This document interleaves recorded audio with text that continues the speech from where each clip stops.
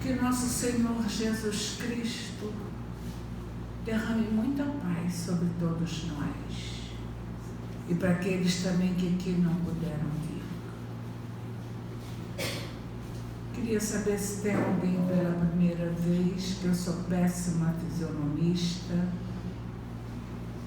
Sejam bem-vindos.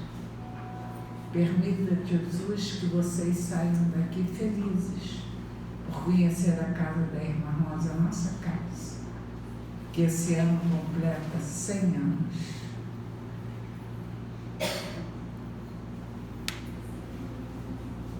Nós temos feito um apelo a vocês quanto material escolar das nossas crianças. Nós estamos com muita dificuldade com os cadernos de 96 folhas. Quem puder nos ajudar com um caderno que seja, seria muito bom, porque nós temos a relação lá fora. Eu nem vou ler porque vocês todos, exceto eles dois, que estão aqui pela primeira vez. Mas nós estamos com muita dificuldade com esses cadernos de 96 folhas. Ficaremos imensamente agradecidos a vocês. Lembrar da necessidade que nós temos de estudar nossa doutrina. E aqui na casa são oferecidos vários horários e dias de estudos. Quando que vocês estiverem interessados, procure ali no quadro que tem. E qualquer coisa, procure qualquer um de nós aqui, para informarmos melhor a vocês. Hoje nós temos a nossa querida Miriam, que vai fazer o estudo para nós. Estejamos atentos, porque são sempre ensinamentos da nossa doutrina que a gente pode aprender e botar em prática. Nós somos tão imperfeitos, né? Cometemos tantos enganos, e essa doutrina ela é esclarecedora e confortadora. E eu vou pedir ao nosso querido irmão Anderson que leia uma página para todos nós e que faça a prece inicial. E suplicamos a Deus, nosso Pai, que nos abençoe agora e sempre. Que assim seja. Anderson.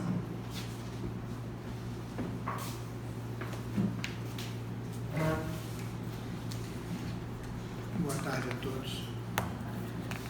Do livro Fonte Viva, de Chico Xavier, psicografado por Chico Xavier, do Espírito Emmanuel. A página 122, mensagem 122, perdão. Mas, sobretudo, tendes ardente caridade uns para com os outros. Pedro, capítulo 4, versículo 8. Não existem tarefas maiores ou menores, todas são importantes em significação. Um homem será respeitado pelas leis que implanta, outro será admirado pelos feitos que realiza. Mas o legislador e o herói não alcançariam a evidência em que se destacam sem o trabalho humilde do lavrador que semeia o campo e sem o esforço apagado do varredor que contribui para a higiene da via pública. Não, se te isoles, pois no orgulho, como te presumes superior aos demais. A comunidade é um conjunto de serviço, gerando a riqueza da experiência, e não podemos esquecer que a harmonia dessa máquina viva dentro de nós, depende de nós.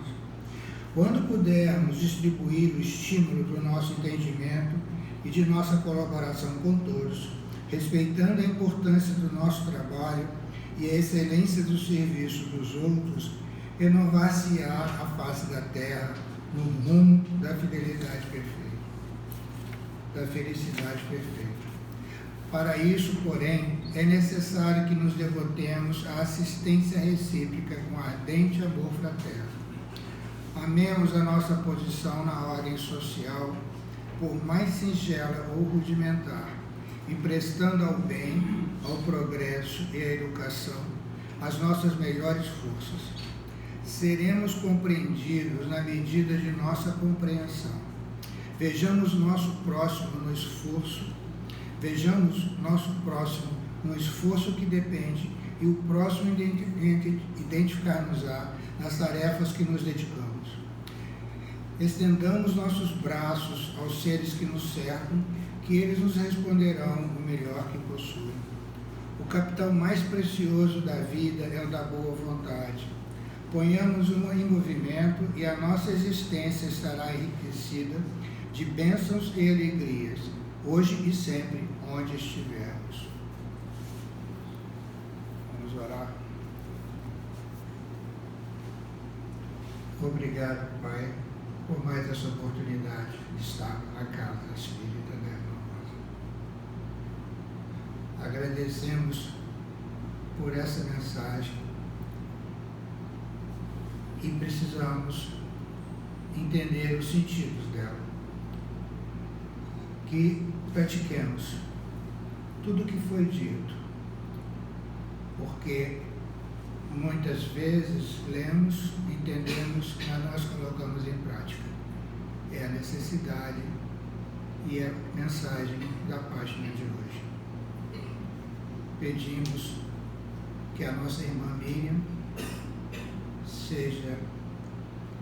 receba da espiritualidade amiga, irmã Rosa, irmã Anália e todos os nossos guias espirituais a bênção para que ela possa trazer a mensagem que preparou para nós na tarde de hoje.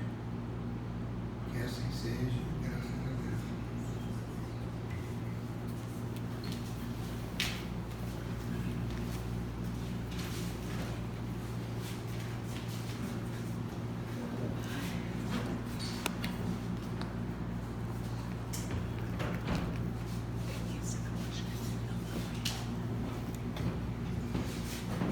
Boa tarde, meus amigos.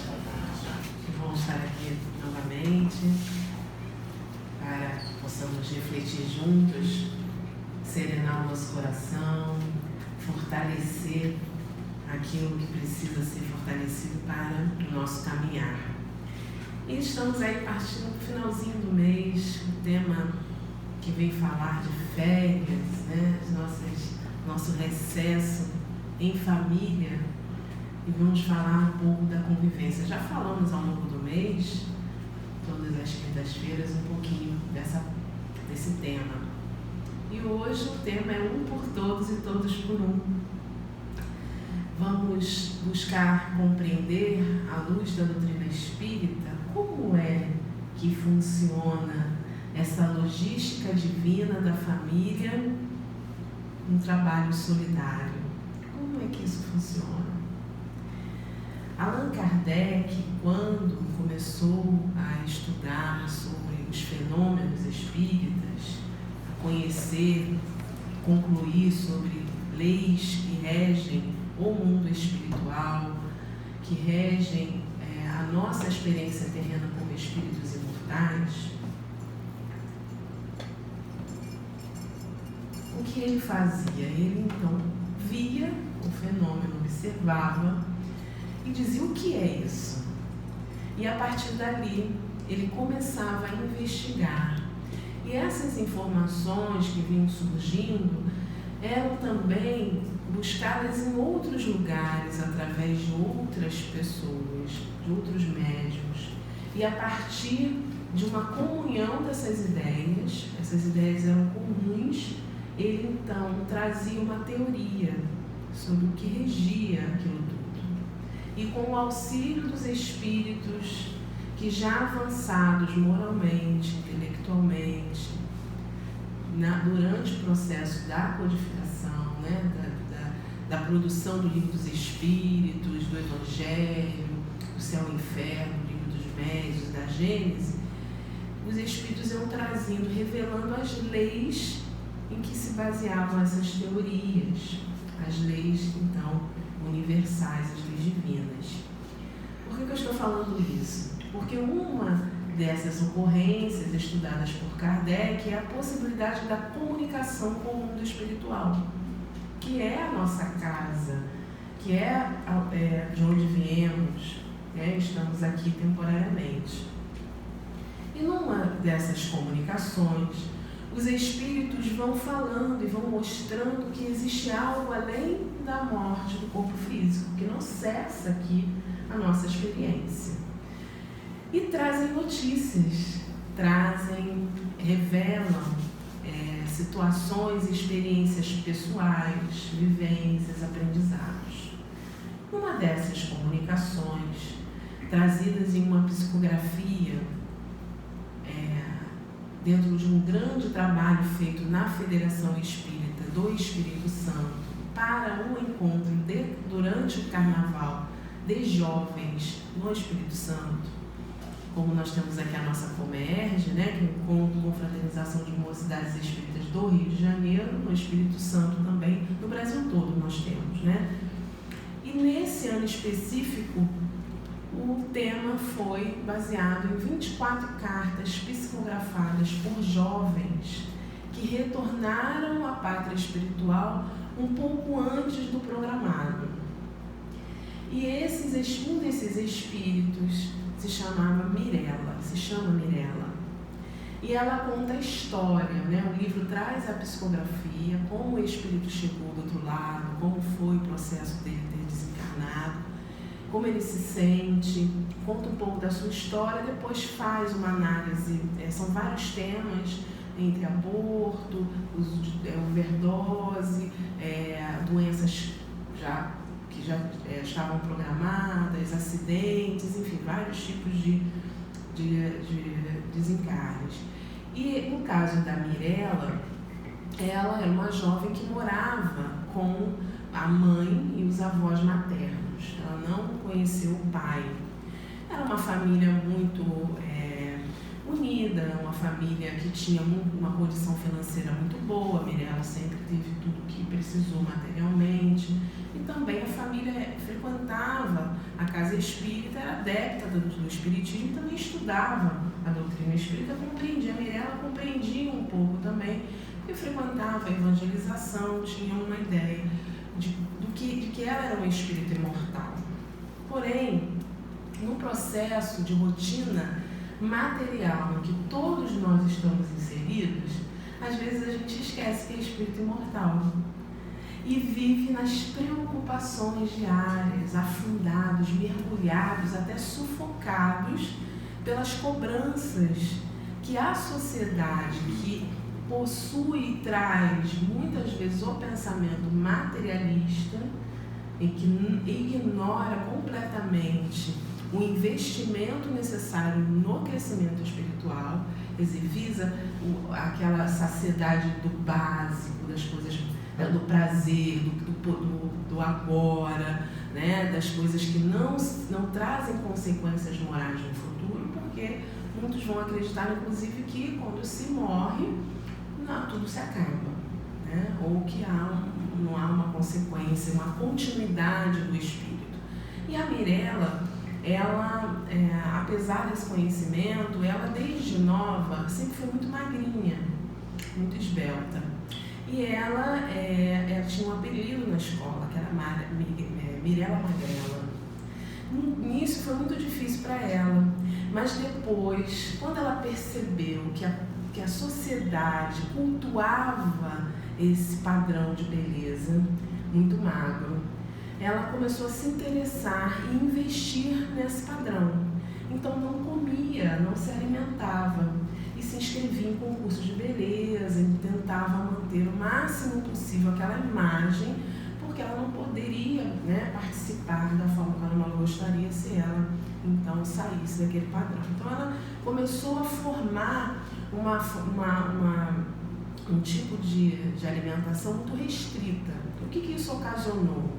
Isso acabou atrofiando o aparelho digestivo dela, e num evento em que ela estava ali para participar no desfile, ela então passa mal, porque ela não havia se alimentado, e acaba desmaiando, vai para o hospital, e dali se desenrola então um processo de retorno ao mundo espiritual antes do programado, porque ela acabou trazendo limitações para o corpo, e o organismo não conseguiu aguentar. E é assim que acontece, o organismo começa a falhar, a falência dos órgãos é que leva a esse desprendimento do espírito, né? E aí, então, quando ela chega lá, ela relata tudo isso que aconteceu com ela e começa, então, a contar o que ela sentia e falar da família, que a família, assim, havia uma saudade muito grande, né, tanto dos avós como da mãe, mas ela é recepcionada pelo pai, que ela não conheceu. E o pai, então, começa a contar o outro lado antes dela nascer, para entender como tudo ia se encaixando, porque os avós eram muito rigorosos e na educação foram rigorosos com a mãe engravidou antes de casar cedo, numa época que era muito complicada, então afastou, né, o pai. Mas eu vou contar o finalzinho da história mais lá pra frente, a gente vai guardar as cenas dos próximos capítulos, porque aí a gente vai entender como tudo se desdobra e como tudo realmente é um projeto divino e solidário. Existe uma companheira do movimento espírita chamada Dalva da Silva. Ela escreveu um livro chamado Poder do Amor. E ela começa falando sobre a questão da família com questionamentos muito parecidos com os nossos no dia a dia. Tipo, está tudo perdido, o mundo está perdido, não há mais solução para os problemas, é muita confusão no mundo, as famílias estão destroçadas, não há mais valores, se perderam os valores, ninguém, né, valoriza, é uma inversão de valores, há um desânimo total, um questionamento que se realmente a família é um ponto essencial para as nossas vidas. Porque há tanta confusão, há tantos conflitos familiares, há tanta dor, muitas vezes, tantas desilusões, que a gente se pergunta, será que a família está falida? A formação, a instituição da família, vale a pena realmente formar uma família?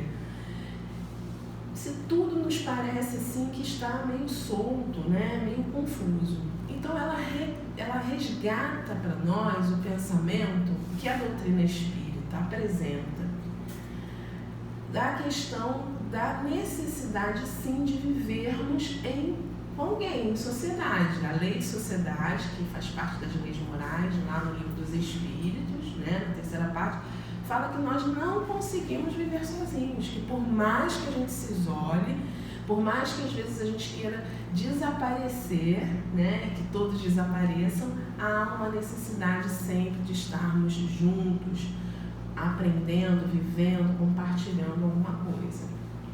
E nesse sentido, quando a Dalva ela começa a falar dessa descrença, o Espiritismo também nos lembra sobre Deus. Ora, nós somos filhos de Deus? Todo mundo acredita nisso? Ou pelo menos ouviu falar, ou pelo menos em algum momento sente, porque às vezes a gente tem dúvida, né?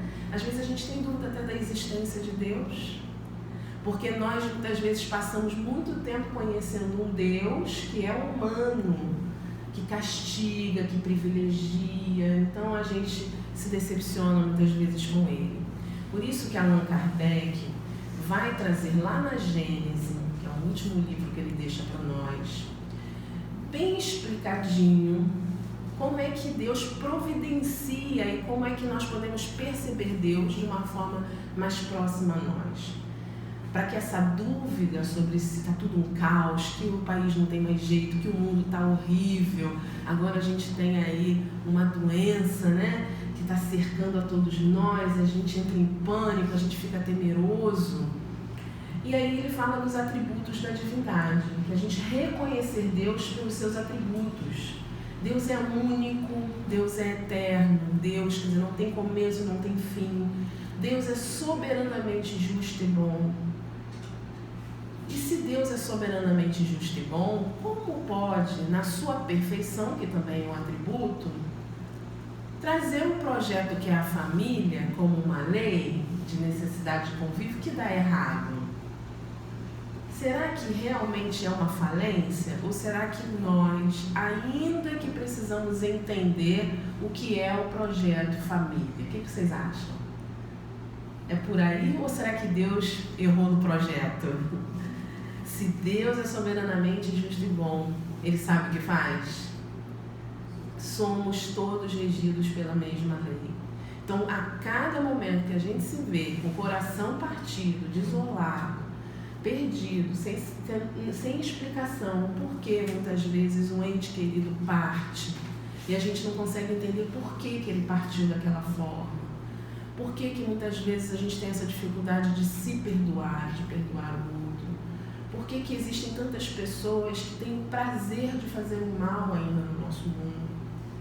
Aí a gente lembra que nós não estamos soltos, não estamos perdidos, que existe um projeto divino e que todo projeto exige muito esforço, muito trabalho e cooperação.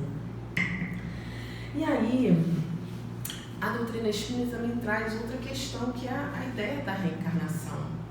Muitos vão acreditar que quando se morre, quando a gente morre, os laços são rompidos, ou não existe mais, a gente não vai rever ninguém, ou simplesmente vai alguém para o céu, outro para o inferno, e a gente se pergunta: que mãe, que pai, que por acaso vá para o céu, vai querer ficar em paz vendo seu filho no inferno, sem recursos de recomeço?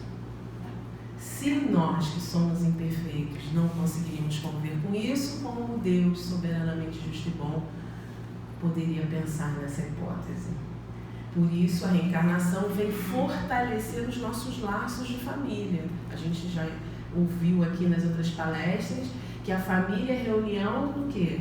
Desses espíritos afins que estão aprendendo, que estão convivendo, renovando os seus compromissos. E que nem sempre, como a felicidade é relativa ao nosso mundo, nem sempre vai ser família margarina. Apesar da gente sonhar em casar, namorar, noivar, casar, ter filhos, ter netos e ter uma casa própria, poder viajar e poder reunir a família na nossa casa, nem sempre vai ser assim. Mas o projeto é o mesmo. E aí, esse homem, que está ali, esse espírito que está reencarnando e aprendendo e unindo, às vezes até acolhendo espíritos que não são afins, que lá no Evangelho fala. Muitas vezes acolhemos nas nossas famílias espíritos que não vêm necessariamente conosco com muitas encarnações, mas eles vêm para aprender a amar, porque às vezes aquele núcleo familiar já é tão afim, já passou e superou tantas coisas juntos nas existências que se sucederam, que são capazes de acolher um espírito totalmente desamparado nesse sentido. E aí, quando esse espírito vem e destoa da família, a gente chama de quê? De ovelha negra. Mas, na verdade, é a ovelhinha que o pastor pediu para que a gente recolhesse e acolhesse no nosso seio familiar. A diferença de enxergar com esse óculos da reencarnação, da providência divina, que é a família, que é esse projeto, que é para dar certo, é um projeto que vai dar certo, de aprendizado, de convívio, colocar esse óculos faz toda a diferença quando a gente convive com alguém muito difícil.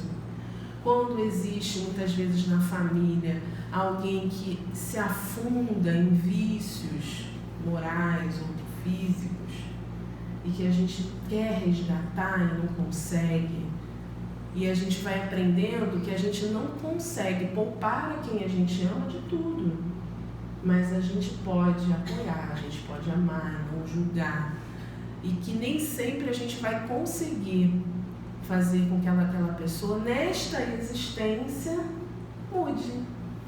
Mas vamos com certeza ajudar a despertar no seu coração a ideia de que ele é filho de Deus.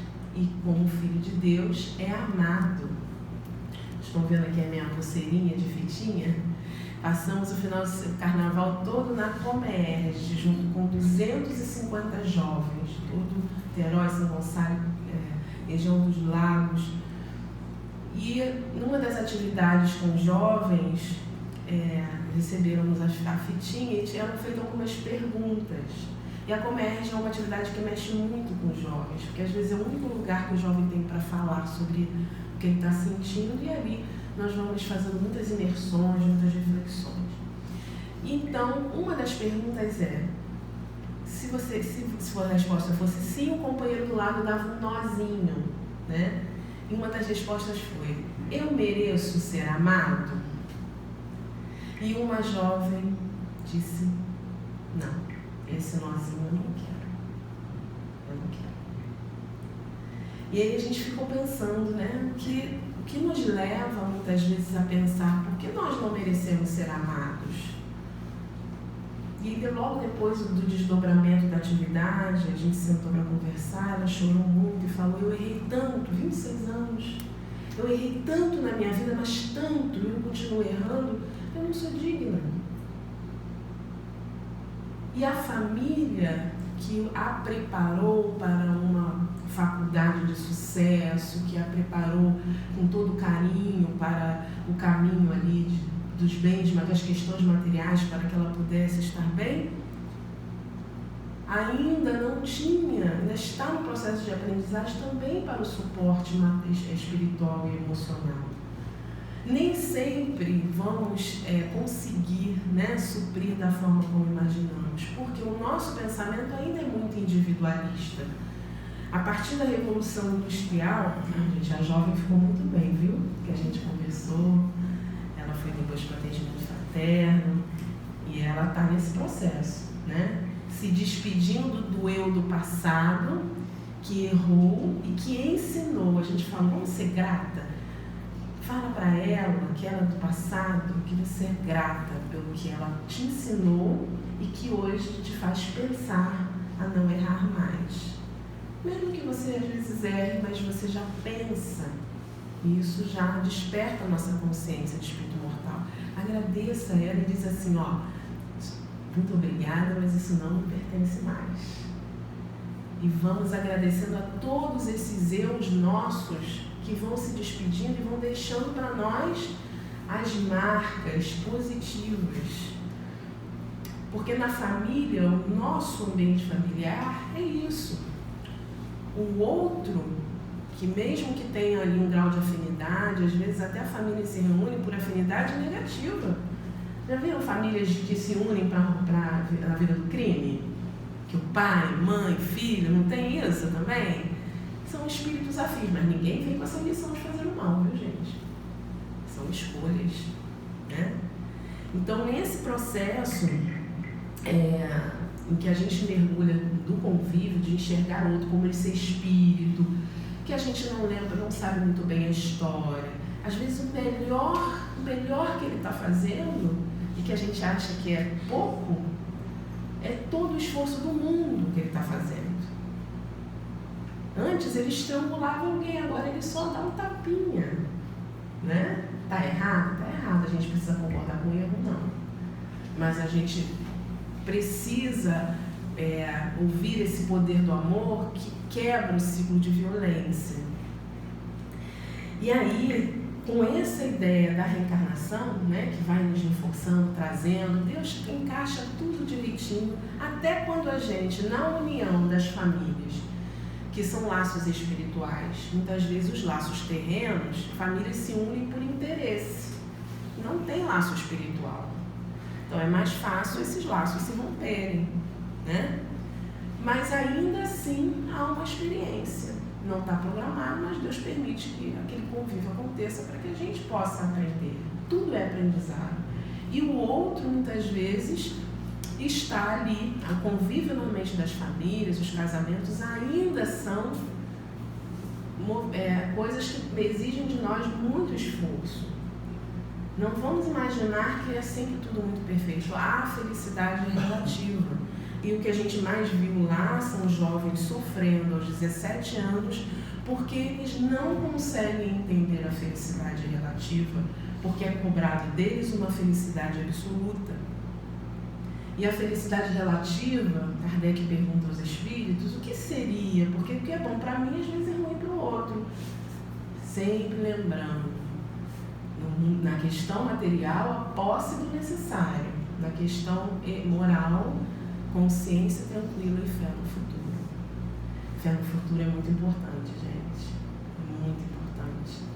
Quando nós sabemos desses momentos de turbulência que estamos vivendo, pais contra filhos, famílias se separando por discussões políticas, questões em que o pai mata o filho mata o pai, aquela confusão, desrespeito, agressões, violência. E a gente lembra de Jesus anunciando isso, que momentos difíceis viriam. Mas sabe o que ele falou também? Que todos nós seríamos reconhecidos, seus discípulos, por muito nos amarmos. Graças a Deus, isso vai acontecer. Mas depende da forma como a gente reconhece o amor nas nossas relações.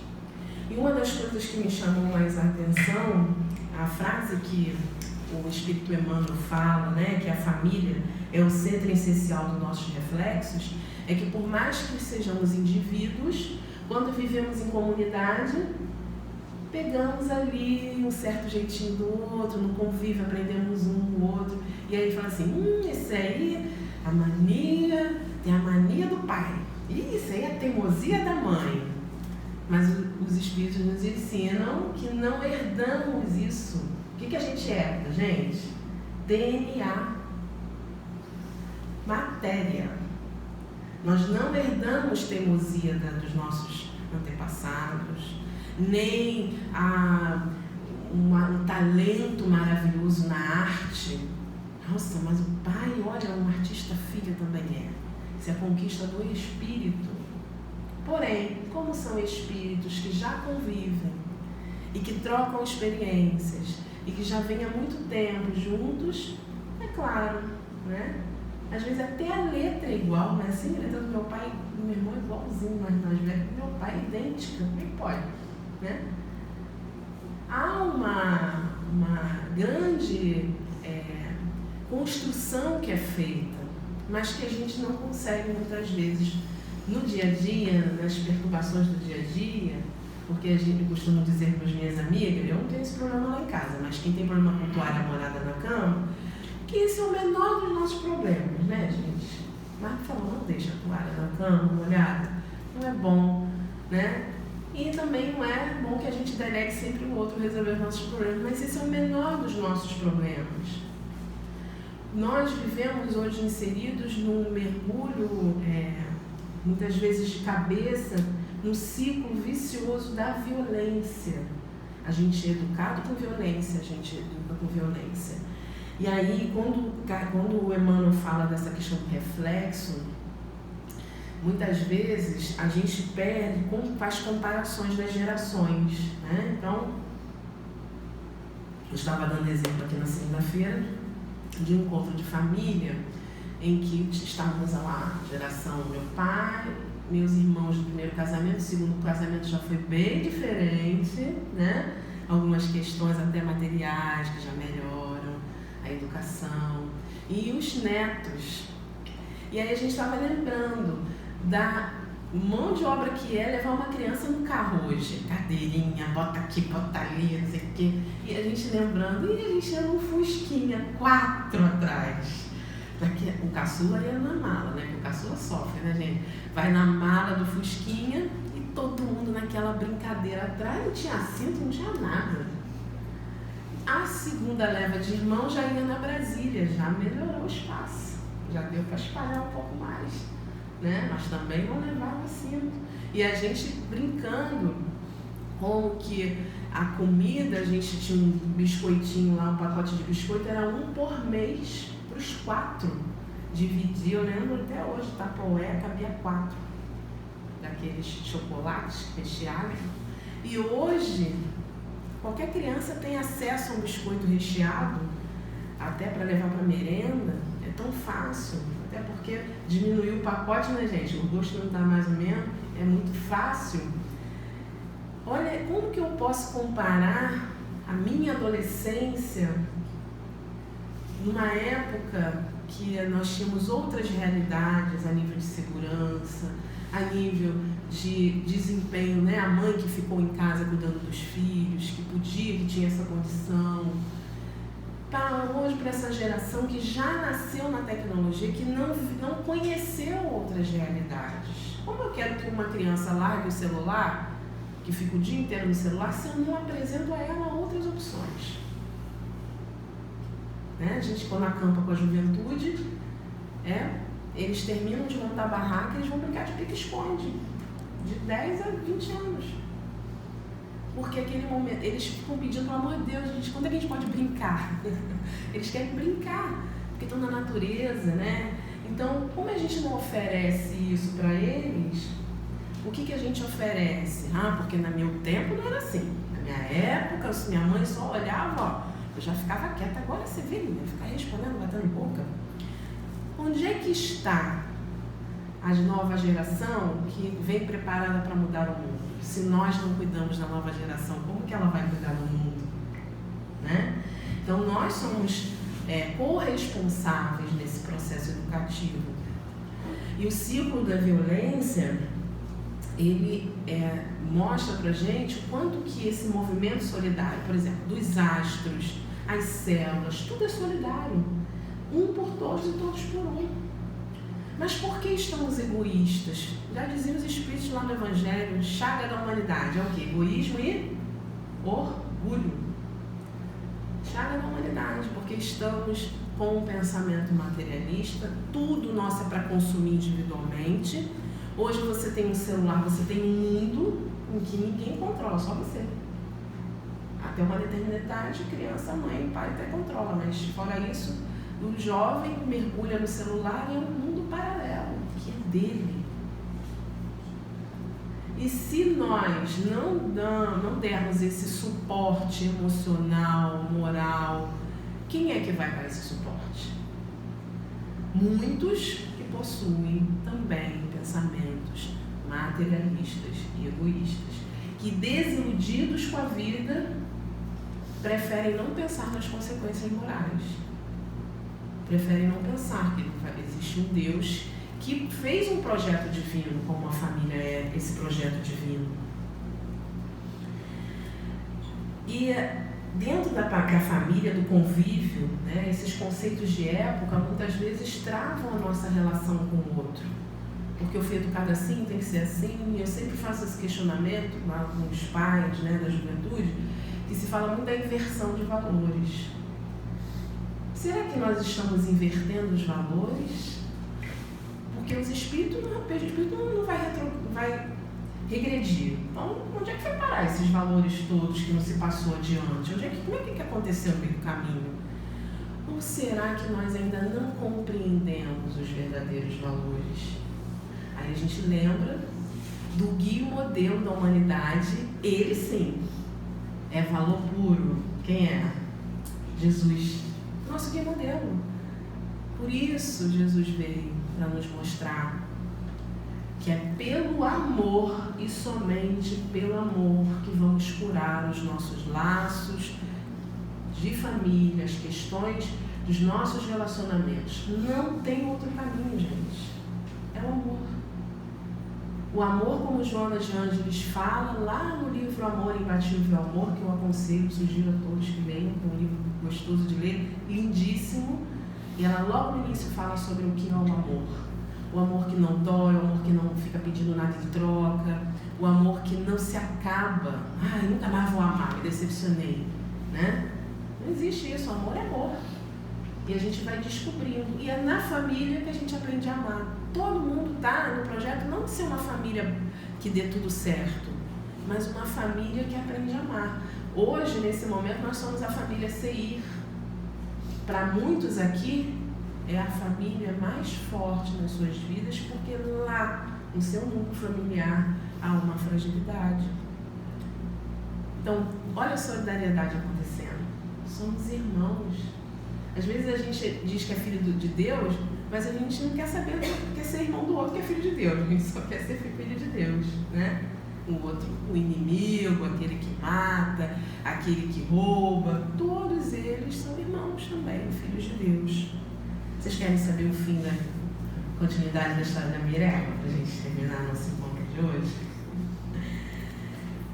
Essa carta não é a última de Mirella, ela depois traz, ela conta, né, como ela chegou, e esse foi um encontro de mocidades. No outro encontro de mocidades, que foi sobre família, eles enviaram, alguns espíritos que estavam nesse primeiro livro, enviaram cartas contando sobre a história da família, a programação, o planejamento reencarnatório.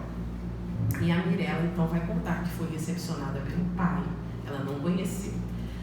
Como as questões eram muito rigorosas, o medo e a preocupação em relação à honra da filha, de como poderia a filha se virar com aquela gravidez, porque foi uma saída que ela deu, conhecer um rapaz e engravidou. Ela não saía nunca de casa. Saiu escondida do pai, a mãe sabia, mas enfim. E aconteceu, ela se apaixonou, né? E eles quiseram ficar juntos, mas a família não aceitou porque ele era de uma família mais humilde. E aí, nesse instante, quando ele soube da gravidez, ele quis acompanhar, não conseguiu. No dia que a Mirella nasceu, ele resolveu ir ao hospital para ver a Mirella. E no meio do caminho, ele sofreu um acidente, desencarnou. Então, não pôde conhecer a Mirella nessa existência. Mas a reencontrou lá quando ela retornou à pátria espiritual e ajudou nesse processo. Quando ela soube, veio um desafio. Meus avós são os culpados. Meus avós não poderiam ter me privado. E aí vem toda a questão da raiva, a questão da culpa. E um grande desafio que é perdoar. Porque ao mesmo tempo ela foi estimulada a usar o poder do amor e reconhecer naqueles avós que cuidaram dela, que acolheram aquele espírito. A essa gratidão a gente não pode negar aos nossos pais, por mais que eles não sejam aqueles pais maravilhosos. Muitos foram criados por avós, por tios, por vizinhos, mas os pais nos receberam, graças a eles nós estamos aqui, num planejamento reencarnatório que, foi suado para conseguir. Dá trabalho, gente, fazer planejamento reencarnatório, somente na medida em que nós já estamos mais conscientes. Quando a gente está menos consciente, os espíritos ajudam muito mais, mas quando a gente está mais consciente, o processo é muito mais independente, com o amparo sempre, claro, dos espíritos amigos. Mas, nesse caso, ele vai contando o desdobramento, como os avós se sentem, e ela vai perdoando, e vai compreendendo, e vai se libertando do sentimento de raiva, de decepção. Vai compreendendo que a mãe também fez tudo o que podia para poder manter esses laços, tanto que quando a Mirella ficou doente, já praticamente num estado mais grave, ela resgatou os avós paternos e eles se uniram em uma única família. E nesse movimento de um por todos e todos por um, que não tem como a gente fugir, porque é da lei divina. A lei divina que rege a família é a lei de cooperação. Não tem como fugir. Eles conseguiram fazer um por todos, todos por um o tempo todo? Não. Mas eles descobriram que existe uma lei. E a partir dali, eles recomeçaram, estão construindo novamente, vai mais uma encarnação para poder seguir em frente, cada um com as suas questões, mas vivendo no coletivo de uma forma com um olhar diferenciado. E é assim que muitas vezes a gente encontra pelo caminho pessoas que têm uma visão do convívio familiar muito mais elevada que nós, porque eles também já passaram por isso e reconheceram esses laços. Então é o que nós desejamos a todos, né? Que assim como a Mirella, que agora está lá começando no seu processo de novo planejamento, a maioria desses jovens que estão no livro, eles trabalham nesses encontros de mocidades espíritas, em artes, inspirando, as atividades, acompanhando os jovens. Eles já trabalham nessas atividades para poder também serem solidários, né? E assim é a proposta de todos nós.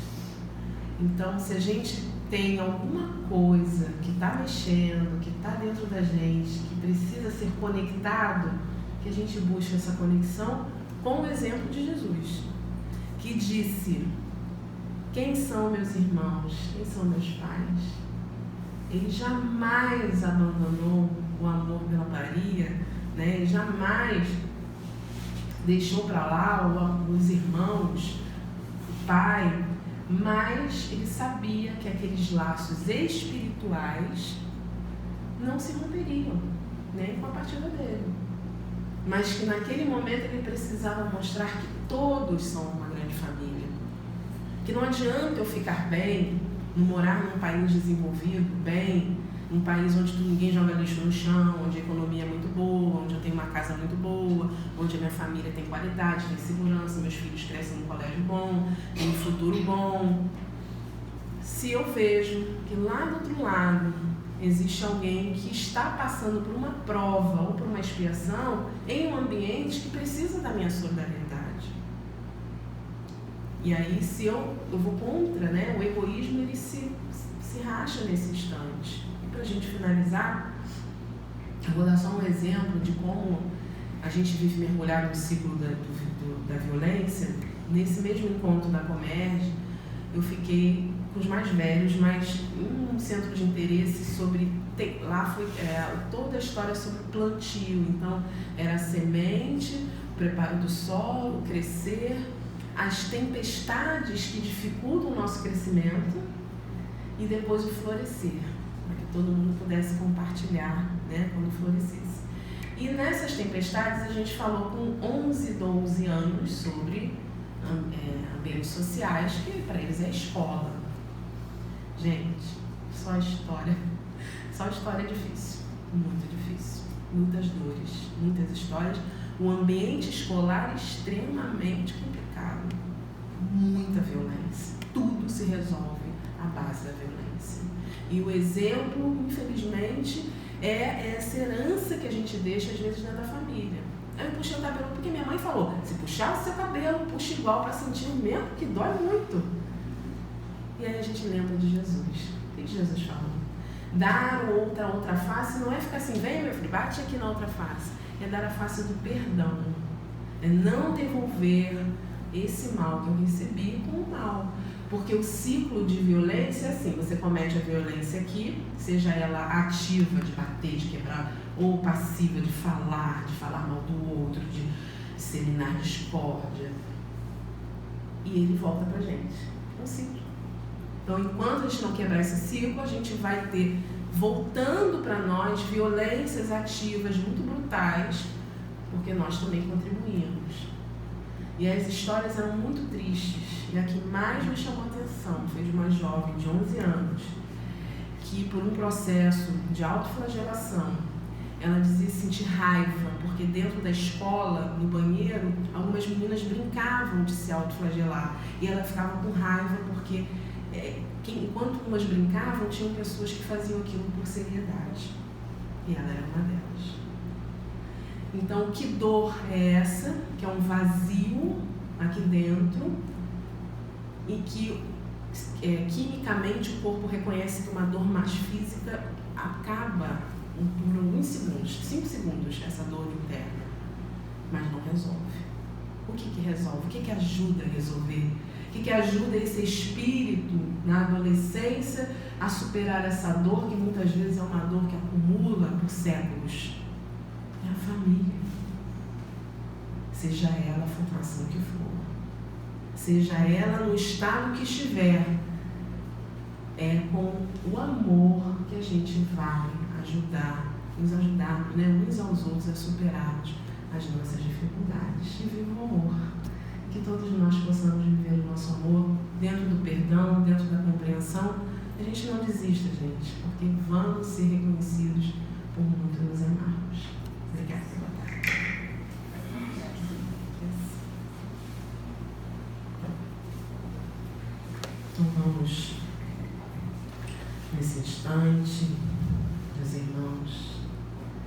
fechar os nossos olhos, pensar na imagem serena de Jesus, que estende os braços para nós, nos mostrando o quanto podemos contar com Ele nos momentos de dificuldade, que somos muito amados, que não existe ninguém neste mundo mal amado, porque Deus nos ama e nos inspira diariamente através da convivência familiar a trabalharmos o nosso orgulho, a nossa prepotência, desenvolver a nossa sensibilidade, desenvolver o nosso lado mais carinhoso, mais amoroso junto àqueles que estão conosco nessa caminhada.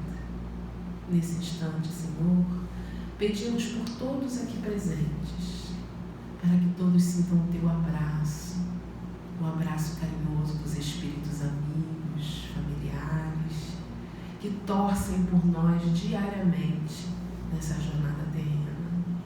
Pedimos também pelas famílias que estão passando por momentos difíceis, tanto no campo material, vivendo em países onde a violência e a guerra são diárias, vivendo na sombra daqueles que ignoram, da indiferença. Que possamos, Senhor, nos unirmos mais, ao invés de debatermos sobre questões que no final de tudo só nos levam à tristeza, ao ódio. Vamos amar, vamos fazer essa escolha pelo amor. Vamos deixar de lado a vontade que a nossa vontade prevaleça, a nossa verdade, porque a verdade maior que deve prevalecer é a mensagem de amor que Jesus deixou para nós. Cada um de nós aqui leve para a sua casa, para o seu lar, para o seu ambiente social, essa certeza de que nada está perdido, porque Deus está no comando, à frente de todos nós. Que assim seja.